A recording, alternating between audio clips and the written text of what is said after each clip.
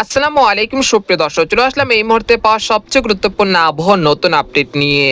আজ 28 জানুয়ারি বুধবার 2026। এবার ভারতের গুজরাট এবং মহারাষ্ট্রের উপরে অবস্থান করছে প্রবল শক্তিশালী পশ্চিমী ঝঞ্ঝা, যেটি আগামী 72 ঘন্টার মধ্যে বাংলাদেশ এবং পশ্চিমবঙ্গে প্রবেশ করতে চলেছে। যার ফলে আগামীকাল রাত থেকে রংপুর, রাজশাহী, ময়মনসিংহ, সিলেট, ঢাকা এবং ভারতের পশ্চিমবঙ্গ এবং উত্তরবঙ্গে বিভিন্ন জেলার আকাশ আংশিক মেঘলা থেকে মেঘলা এবং দুই এক স্থানে হালকা থেকে মাঝারি ধরনের বৃষ্টিপাতের সম্ভাবনা রয়েছে।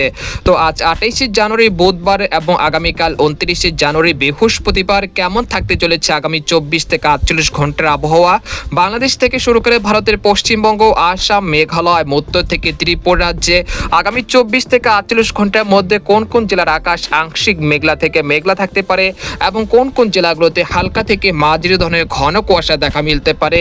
তো এই বিষয়ে আরো বিস্তারিত জানতে হলে ভিডিওটি সম্পূর্ণ দেখতে থাকুন। আর আপনি কোন জেলা থেকে এই খবরটি দেখছেন অবশ্যই আপনার জেলার নামটি আমাদের কমেন্ট বক্সে জানিয়ে দিবেন।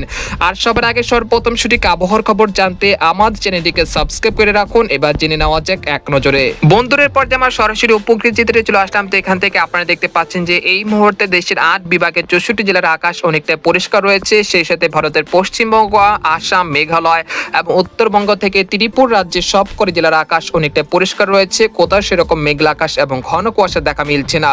তবে এরই মাঝে আবহাওয়া দপ্তর থেকে মিলছে দুঃসংবাদ, আগামী 24 ঘন্টার মধ্যে আবহাওয়ার বিরাট পরিবর্তন আসতে চলেছে। এর কারণ হলো ভারতের মহারাষ্ট্র, দিল্লি, গুজরাট এই অঞ্চলে একটি শক্তিশালী পশ্চিমী ঝঞ্ঝা তৈরি হয়েছে, যার ফলে শীতের হাওয়ায় কিন্তু বেশ বাধাগ্রস্ত হচ্ছে এবং রাত ও দিনের তাপমাত্রা পাল্লা দিয়ে বাড়তে শুরু করেছে। এর ফলে শীতের আমেজ কিন্তু একেবারে উধাও হতে শুরু করেছে গত কয়েকদিন ধরেই এবং আগামী 24 ঘন্টার মধ্যে তাপমাত্রা ঊর্ধ্বমুখী হতে শুরু করবে এবং পাশাপাশি মেঘলা আকাশ এবং হালকা থেকে মাঝারি ধরনের বৃষ্টিপাতের সম্ভাবনা থাকছে দেশের বিভিন্ন অঞ্চল জুড়ে, সেটা আপনাদেরকে বিস্তারিত জানাচ্ছি। তো আপনারা দেখতে পাচ্ছেন যে এই মুহূর্তে ভারতের মহারাষ্ট্র, দিল্লি এই অঞ্চলগুলোতে পশ্চিমী ঝঞ্ঝা প্রভাব বিস্তার করছে এবং সেটা পরবর্তীতে অর্থাৎ আগামী 24 ঘন্টার মধ্যে ভারতের বিহার রাজ্যে পৌঁছে যাবে এবং সেটা বুধবার বিকেল 5টা থেকে বৃহস্পতিবার সকালের মধ্যে রংপুর, রাজশাহী, ময়মনসিংহ, সিলেট, ঢাকা, তারপর পশ্চিমবঙ্গ এবং খুলনা বিভাগে বিভিন্ন জেলার আকাশ আংশিক মেঘলা থেকে মেঘলা হতে শুরু করবে এবং রংপুর বিভাগের পঞ্চগড়, ঠাকুরগাঁও, তারপর কুড়িগ্রাম, দিনাজপুর এই অঞ্চলে দুই এক স্থানে বুধবার রাতের দিকে হালকা গুড়ি গুড়ি বৃষ্টিপাতের সম্ভাবনা রয়েছে। তবে ভারী বৃষ্টিপাতের কোথাও সেরকম সম্ভাবনা দেখা যাচ্ছে না। তবে দুই এক স্থানে কিছুটা দমকা বাতাসও বয়ে যেতে পারে ঘন্টায় 30 থেকে 40 কিলোমিটার গতিবেগে আগামীকাল অর্থাৎ বুধবার বিকেল সন্ধ্যার পর থেকে এরকম পরিস্থিতি হতে পারে। এই পর্যায়ে আপনাদেরকে জানিয়ে দেবো যে ইউরোপিয়ান যে মেঘমালার আপডেট রয়েছে সেখান থেকে সরাসরি দেখানোর চেষ্টা করছি। 28 জানুয়ারি বুধবার সকালের দিকে চলে আসলাম। আসার পর দেখতে পাচ্ছি যে এই দিন সকালের দিকে দেশের আকাশ আংশিক মেঘলা থেকে মেঘলা থাকতে পারে। বিশেষ করে সুনামগঞ্জ, নেত্রকোনা, মাধান এই অঞ্চলের আকাশে হালকা থেকে মাঝারি ধরনের ঘন কুয়াশা পড়তে পারে। তাছাড়া রাজশাহী, ঢাকা, খুলনা, বরিশাল, চট্টগ্রাম এই অঞ্চলের আকাশ অনেকটা পরিষ্কার থাকতে পারে এবং ভারতের পশ্চিমবঙ্গে বিভিন্ন জেলার আকাশ অনেকটা পরিষ্কার থাকতে পারে সকালের দিকে।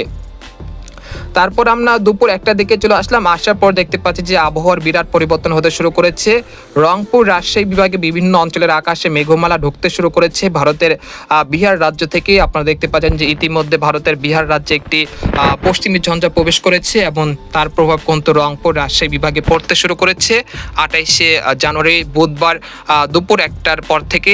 তারপর আমরা বিকেল 4টার দিকে চলে আসলাম। আসার পর দেখতে পাচ্ছি যে এখানে পঞ্চগড়, ঠাকুরগাঁও, দিনাজপুর এই অঞ্চলে দুই এক স্থানের আকাশ বেশ মেঘলা থেকে মেঘলা হতে শুরু করেছে এবং দুই এক পশলা বৃষ্টিপাতও হচ্ছে এই অঞ্চলগুলোতে। তারপর আমরা রাত 8টার দিকে চলে আসলাম। আসার পর দেখতে পাচ্ছি যে রাজশাহী, রংপুর, ময়মনসিংহ বিভাগে দুই এক স্থানের আকাশ আংশিক মেঘলা থেকে মেঘলা থাকতে পারে।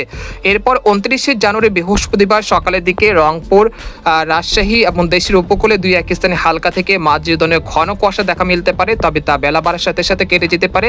তবে রাজশাহী, ঢাকা এই অঞ্চলের আকাশ অনেকটা পরিষ্কার থাকতে পারে 29 জানুয়ারি বৃহস্পতিবার সকালের দিকে। তারপর আমরা বেলা 11টার দিকে চলে আসলাম। আসার পর দেখতে পাচ্ছি যে দেশের বিভিন্ন অঞ্চলের আকাশ অনেকটা পরিষ্কার থাকতে পারে। তারপর বিকেল 5টার দিকে চলে আসলাম। আসার পর দেখতে পাচ্ছি যে দেশের বিভিন্ন অঞ্চলের আকাশ অনেকটা পরিষ্কার থাকতে পারে। তারপর 30 জানুয়ারি শুক্রবার সকালের দিকে চলে আসলাম। আসার পর দেখতে পাচ্ছি যে দেশের বিভিন্ন অঞ্চলের আকাশ অনেকটা পরিষ্কার থাকতে পারে। তারপর 31 জানুয়ারি শনিবার এই দিন চলে আসলাম, আসার পর দেখতে পাচ্ছি যে দেশের মধ্যে কিন্তু কুয়াশা দাপট কিছুটা বৃদ্ধি পাচ্ছে। আপনারা দেখতে পাচ্ছেন যে রংপুর, রাজশাহী, ময়মনসিংহ, সিলেট, ঢাকা বিভাগে অধিকাংশ জেলাতে 31শে জানুয়ারি শনিবার সকালের দিকে হালকা থেকে মাঝারি ধরনের ঘন কুয়াশা দেখা মিলতে পারে, তবে তা বেলা বাড়ার সাথে সাথে কেটে যেতে পারে। তারপর আমরা 1 ফেব্রুয়ারি চলে আসলাম, আসার পর দেখতে পাচ্ছি যে এখানে নদী অববাহিকা সুনামগঞ্জ, নেত্রকোনা এই অঞ্চলে 2-1 স্থানে হালকা থেকে মাঝারি ধরনের ঘন কুয়াশা দেখা মিলতে পারে। অর্থাৎ এরকমই পরিস্থিতি চলমান থাকতে পারে আগামী 5 ফেব্রুয়ারি পর্যন্ত। দেশের কোথাও এই সময় ভারী বৃষ্টিপাতের সম্ভাবনা নেই, তবে আগামীকাল সন্ধ্যার পর থেকে রংপুর, রাজশাহী এবং ময়মনসিংহ বিভাগে 2-1 স্থানে হালকা গুড়ি গুড়ি বৃষ্টিপাতের সম্ভাবনা থাকছে। এছাড়া দেশের কোথাও ভারী বৃষ্টিপাতের সম্ভাবনা আপাতত পাওয়া যাচ্ছে না। এরপর যে আপনাদেরকে তাপমাত্রা যে পূর্বাভাসটি রয়েছে সেটা আপনাদেরকে জানিয়ে দিচ্ছি। বর্তমানে দেশে শীতের তীব্রতা একেবারে উধাও হয়ে গেছে, বলা যাচ্ছে যে শীতকাল অনেকটাই চলে যাচ্ছে বা চলে যাওয়ার পথেই। আপনারা দেখতে পাচ্ছেন যে রংপুর, রাজশাহী, ময়মনসিংহ এই অঞ্চলের 2-1 স্থানে রাতের তাপমাত্রা প্রায় 10 থেকে 11 ডিগ্রি সেলসিয়াসের কাছাকাছি রেকর্ড হচ্ছে। অর্থাৎ বলা যাচ্ছে যে শৈত্য প্রবাহ একেবারে নেই এবং শীতের তীব্রতা কিন্তু অনেকটা কমে যাচ্ছে, এবং আগামী 72 ঘন্টার মধ্যে তাপমাত্রা সর্বোচ্চ 2 ডিগ্রি সেলসিয়াস পর্যন্ত বেড়ে যেতে পারে।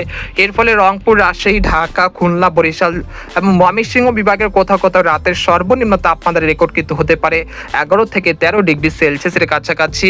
এরপর আমরা 29শে জানুয়ারি চলে আসলাম, আসার পর দেখতে পাচ্ছি যে ঢাকা এবং পশ্চিমবঙ্গের বিভিন্ন জেলার তাপমাত্রা অনেকটা বৃদ্ধি রয়েছে। তারপর 31শে জানুয়ারি পর্যন্ত এরকম তাপমাত্রা বৃদ্ধি পাওয়ার আশঙ্কা রয়েছে। তারপর ফেব্রুয়ারি মাসের মাঝামাঝি বা শেষ দিকে বাংলাদেশের দিকে কালবৈশাখী ঝড়, শিলাবৃষ্টি এবং বজ্রপাতের আশঙ্কা রয়েছে, তবে সে বিষয়ে আপনাদেরকে পরবর্তী ভিডিওতে জানানো হবে।